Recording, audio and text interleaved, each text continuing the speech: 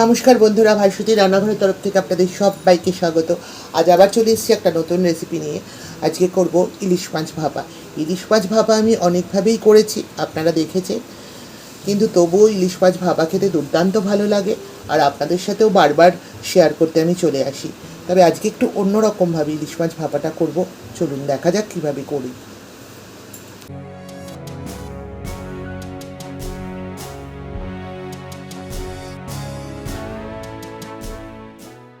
প্রথমে আমি ইলিশ মাছগুলোতে পরিমাণ মতন লবণ দিয়ে দিচ্ছি। আপনারা আপনাদের স্বাদ অনুযায়ী লবণ ব্যবহার করবেন। লবণটা ভালো করে মাছের গায়ে আগে মেখে নেব।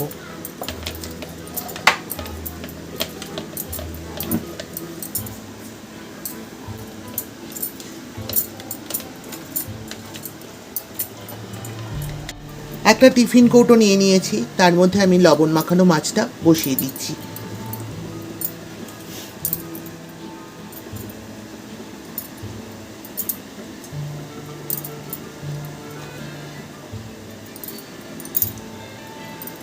সব মাছগুলো ভালো করে টিফিন কৌটোর মধ্যে আগে সাজিয়ে নিই, তারপর করে এক এক করে বিভিন্ন উপকরণগুলো এর মধ্যে মিশিয়ে নেব।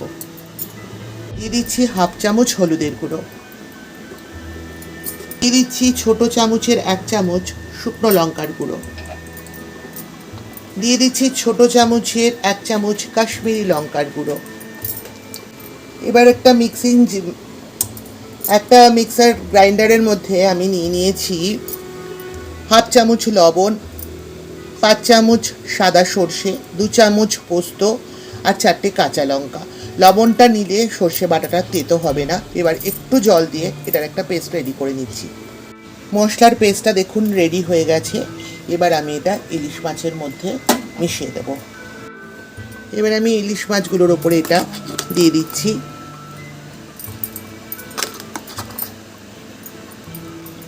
বোলের ঢাকনাটা ধুয়ে একটু জল দিয়ে দিচ্ছি। এবার দিয়ে দেবো ওপর থেকে কাঁচা সর্ষের তেল। বেশ খানিকটা সর্ষের তেল দিয়ে দিচ্ছি।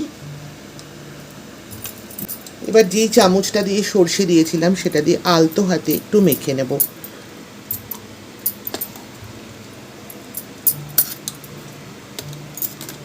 ভয় লাগছে, কারণ যদি মাছ ভেঙে যায়। এবার সামান্য একটু লবণ আর একটু কাঁচা সর্ষের তেল আর কাঁচা লঙ্কা দিয়ে এটাকে ঢাকনা দিয়ে দেবো। একটু লবণ দিয়ে দিলাম, কারণ যদি লবণ কম হয় সেটা ভেবে। আর একটু দিয়ে দিচ্ছি ওপর থেকে কাঁচা সর্ষের তেল।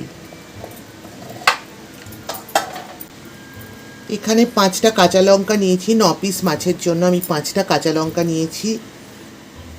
লঙ্কাগুলো আমি এইভাবে ছুরির সাহায্যে মাছ বরাবর চিড়ে নিয়েছি, প্রত্যেকটা কাঁচা লঙ্কায়। আপনারা যেরকম ঝাল খান সেটা বুঝে লঙ্কা দেবেন, তবে এটা একটু ঝাল ঝাল হলেই খেতে ভালো লাগে। এবার একটা ঢাকনা দিয়ে দিচ্ছি। আমি এখানে গরম ভাত সবেমাত্র ফ্যান গেলেছি। এবার এর মধ্যে ইলিশ মাছের মাখানো টিফিন কৌটোটা ঢুকিয়ে দিচ্ছি। আপনারা দেখছেন ধোঁয়া বেরোচ্ছে, এটা ঢুকিয়ে দিচ্ছি এর ভেতরে। একটু ভাত ওপর থেকে দিয়ে দিচ্ছি।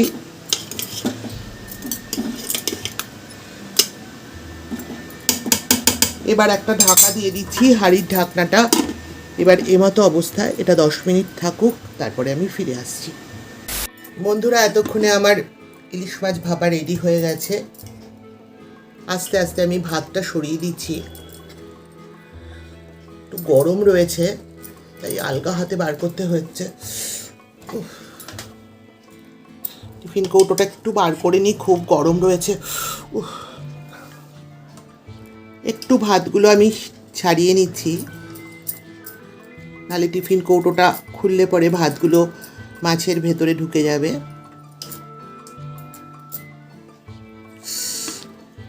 খুব গরম রয়েছে। ভাতগুলো একটু সরিয়ে নিয়েছি, খুব গরম রয়েছে। দেখুন বন্ধুরা, রেডি হয়ে গেছে আমার ইলিশ মাছ ভাপা। এটা গরম গরম ভাতের সাথে খেতে যে কি অসাধারণ তার আপনাদের কি বলবো, আপনারা সকলেই জানেন। আজকে দুপুরের লাঞ্চে জাস্ট জমে যাবে। আমার এই রেসিপিটি যদি আপনাদের ভালো লাগে তবে অবশ্যই লাইক করবেন, শেয়ার করবেন, আমার চ্যানেলটিকে সাবস্ক্রাইব করে পাশে থাকা বেল আইকনটিও ক্লিক করবার অনুরোধ রইল। ভালো থাকবেন, সুস্থ থাকবেন, আজ আসি, আবার দেখা হবে এরকমই কোনো রেসিপি নিয়ে আপনাদের সঙ্গে। ততক্ষণের জন্য টাটা।